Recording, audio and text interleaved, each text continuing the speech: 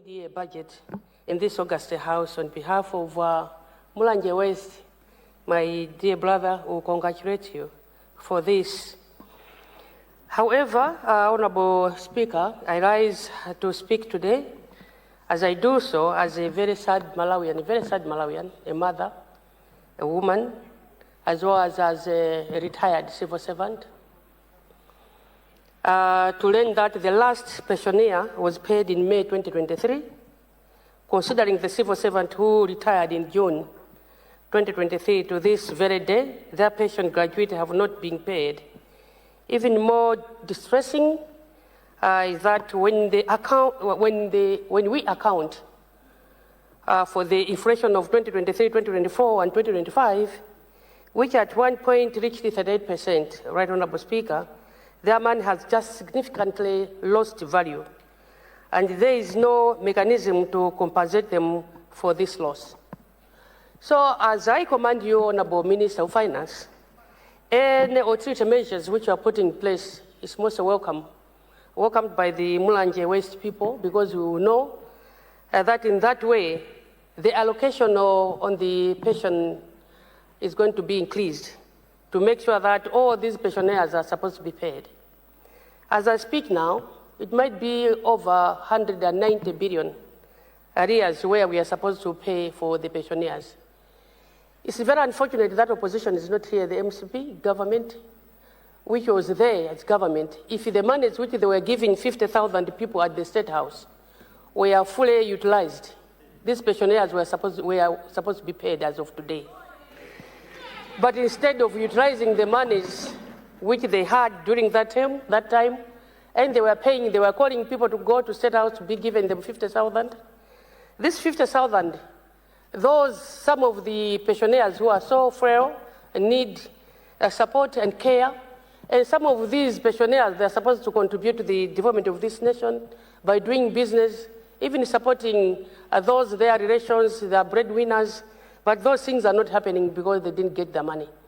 People of Mulanje West, the pensioners from Mulanje West, those who've been working, who are retired, are really suffering. Some of them, they even keep calling me to say, when you're going to Riongo, do please pick us so that we can go to the office of the Treasury so that we get our pensions, because they were not even paid. It's really very sad. So the Minister of Finance will support any measures which you are going to take, because we know that some of the retired people are going to get money and they're going to support their families. This rainy season, they're going to even to plant a lot for food for their families. They're going to build houses which are going to change the scenery of the country, even the villages at large. They're going to have a lot of money where they're going to do business to support their families, and this is what you're looking forward to increase the forex which you're talking about. As people, we are going to have a number of them doing business. And I'm sure the austerity measures which are taking place, it matters less to us as long as the Nkando market is going to be constructed, as long as the Nkando-Mulomba road is going to be gravelled, as long as the Kuala-Chimbalanga-Nankuyu road is going to be gravelled. That is why we are looking for resources that we need to build and to construct some of these things. So even if you've revoked the free access, the visa-free access, to us it matters less, because what we are looking for is the construction of these access roads to wherever these foreigners or these tourists are going to go. So when you've revoked, it doesn't mean that when you are not handsome or if you are not beautiful, then you should just allow anybody else. But you need to be very strict as well. You need to put measures as well. You need also to close up and give red lights so that it's a no-go zone, as long as some of these infrastructures have been rehabilitated. And this is what we are looking forward. As long as the Tuchira bridge is going to be finished, the austerity measures to make for the Minister of Finance that you have money for this project, it matters less to Mulanje West as long as the Tuchira bridge is going to be finished and people are going to be accessing to this. The second Deputy Speaker, Madam, on the pay-as-you-earn, this is what I want to comment, that yes, indeed, it's because of the inheritance which you've found in government as Minister of Finance and what you've inherited, that's what making you to have all these current tax rates. But if you are to come back a little bit, especially on the beneficiaries of the previous tax brackets, and these are going to help and increase the disposable income. This disposable income is going to help the Malawians, especially the middle class, as well as those below, to have their improved livelihood, but also change their living standards, i.e. some of these are the ones whom I've referred, who are so frail that they need support, and also they need something to take home. They need something to care for their homes. They need something to be seen that they're having something in their pocket. When you have money, even if you are on the bed, the sickness changes. It seems as if it's one way of also medication when you have something in your pocket. So when you look into that, Madam, the Minister of Finance, we are going to salute you very much, because the middle as well as the below income people, they're going also to increase their take home as well as the entitles, and also the living standard is going to change. This is what I wanted to comment, especially for us, or the pay as you live, the pay as you earn, but also the pension, the retired civil servants, who are really suffering without even getting their pensions, and they're every day on the bus, on the minibuses, from Mulanje to Blantyre, Lilongwe, Lilongwe from Zuzu to Lilongwe, just to get their pensions. Since 2023 up to now. And the 33% which I'm talking, it means now, if the one who was supposed to get 12 million 2023 is going to get 12 million as well in 2025 or 2026. That is, he has lost value, because the 20 million of 2023 is not the same 20 million of 2025. The Right Honourable Speaker, the Right Honourable Second Speaker, as I recommend the Minister of Finance and salute him, the utility measures which is putting in place, we are, Mulanje West, we are supporting you as long as we are going to benefit and have a secondary school at Luangwa, and have a secondary school at Ngodi, and have the roads infrastructure, and have water, which are going to pump water into the tanks from Kuala, which is going to have piped water, the gravity water, from there to Kimbalanga, Muhio, and Nankuyu, as well as those from Nampungo going to go to Manyumba, and the people from also Mwawihe, the people from Luangwa and Malundu, they're going to get access to clean water through the measures which are going to put and get money to develop the areas where we are coming from. The Right Honourable Speaker, as I conclude, yes, these are the monies. As also you put the utility measures, look into the monies which also some of our supporting government agencies are having. We have them, the CSOs, we have their monies, but sometimes when they bring infrastructure and resources, they no longer last longer.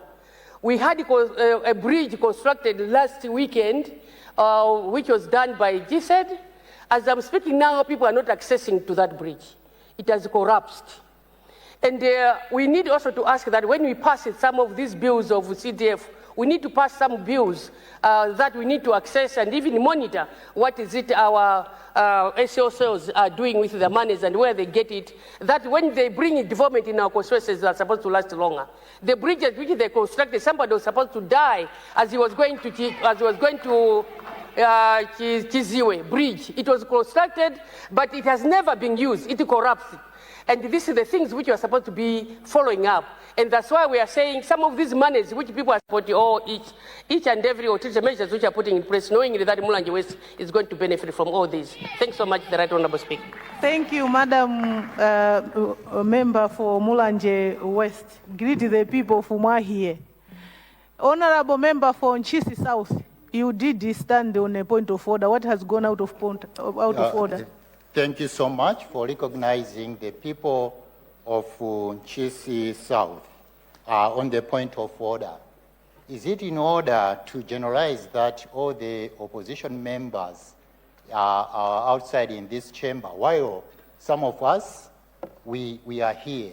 We recognize the importance of debating the mid-year budget, because like some of us, me, the people of Nchisi, has asked me to come here to present their concerns from the budget. One of their concerns is on Thank you so much, Honorable Member. A point of order is for a minute. Thank you. Order. Honorable members. Honorable Member, I did indicate that the main opposition political party, I know you came into the chamber as an independent, so you are not affected by my ruling. I still stand on that ruling to say the main opposition political party is not in the chamber. Thank you so much, Honorable.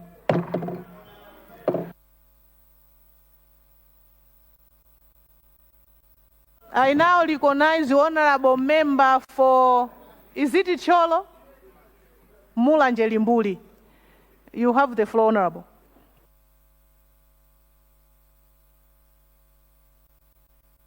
And you have the floor for 10 minutes because you did your maiden speech already.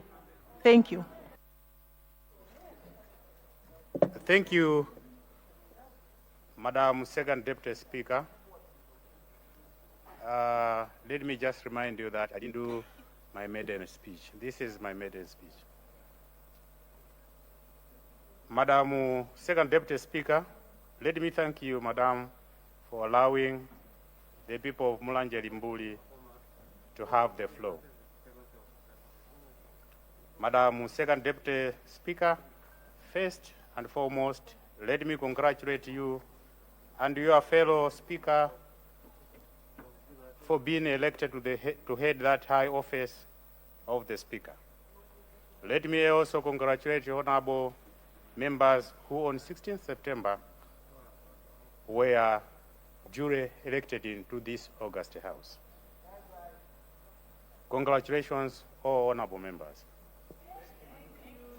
Let me express my profound gratitude to the people of Mulanje Limbuli constituency for electing me into this August House. And let me assure them that I will work up to their expectation, and I believe with the help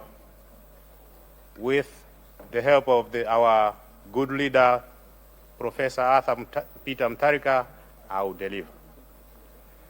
Madam Second Deputy Speaker, let me congratulate His Excellency the President, Professor Arthur Peter Mutharika, for winning the 16th September general election with a landslide vote. This shows that Malawians have put much trust in the DPP-led government. Other parties tried to stop Professor Arthur Peter Mutharika from contesting in the 16th September general elections, but to no avail. Little did they know Malawians were already made decisions and were waiting for the 16th September to show their anger. Madam Second Deputy Speaker, the previous regime had forgotten that they took government through demonstrations and they denied the Malawians their rights to peaceful demonstrations. Now, Nkulukuta Moyo has freed us. Madam Second Deputy Speaker, the people of Mulanje Limbuli constituency are very happy with the visionary leadership of Professor Arthur Peter Mutharika. And they have asked me on their behalf to thank the Professor Arthur Peter Mutharika for free secondary education in all government schools, free tuition fees, free school development fees, free identity cards, and free examination fees, and adequate supply of maize across the country. Madam Second Deputy Speaker, the people of Mulanje Limbuli constituency are eagerly waiting for the Local Development Fund, CDF, which is now pledged at 5 billion every year. And this money will go a long way. For who will be able to have a lot of projects in our constituency, like the Mulanje Limbuli Market, which was opened before completion. And let me ask take this opportunity to ask the Ministry of Local Government to comment over the matter if it was inspected. The money will take a long way. It will assist us in repairing old boreholes and drilling new boreholes, construction of concrete bridges, upgrading earth roads for easy transportation, and putting piped water, constructing new school blocks, repairing old ones, and even constructing teachers' houses. This money will go a long way as it will assist us to construct under 5 clinics in our constituents, even constructing of irrigation centers for the youth, just to mention a few.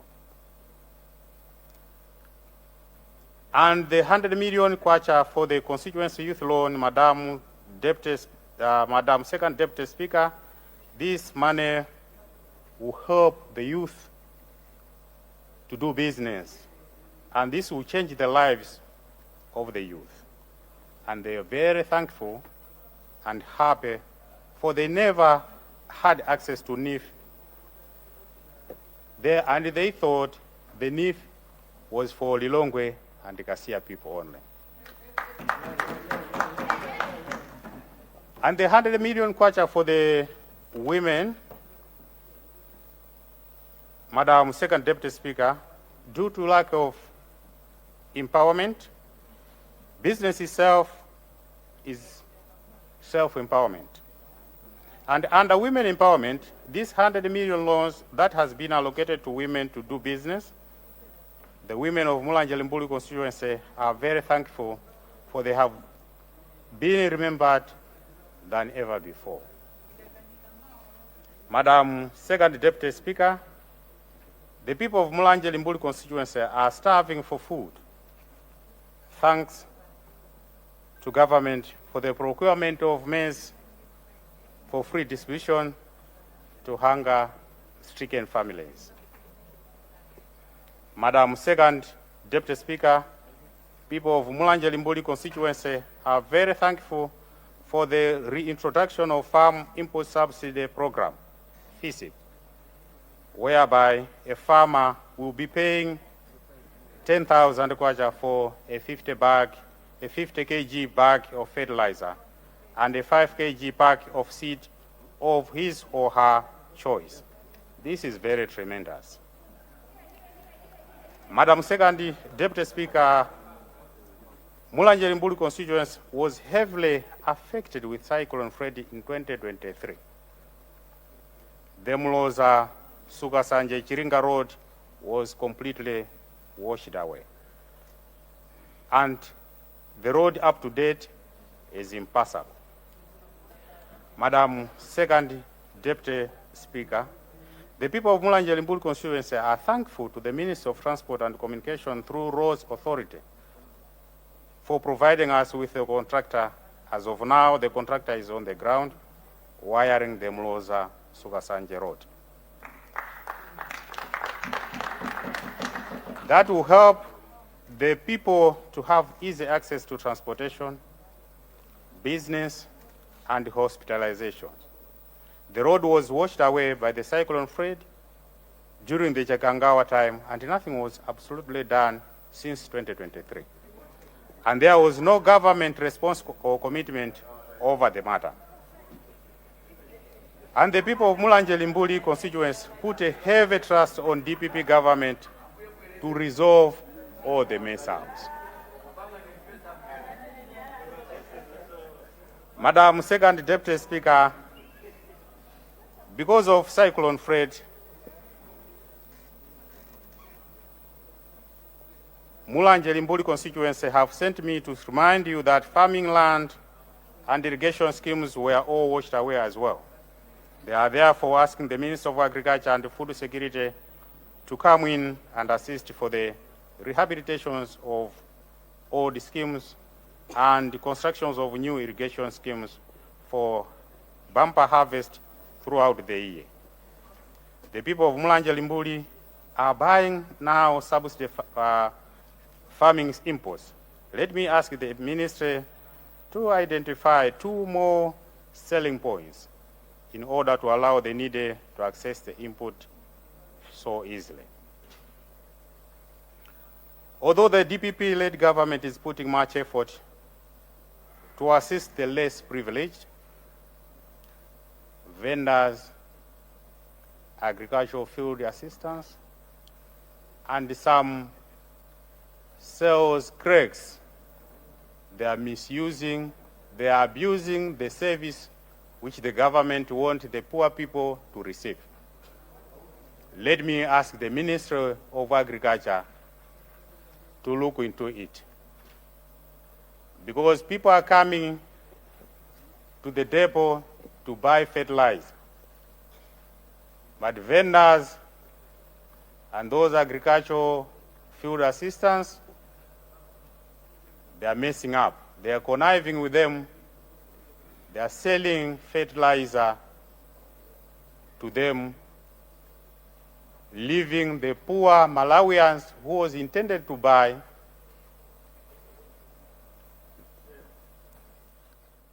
with nothing.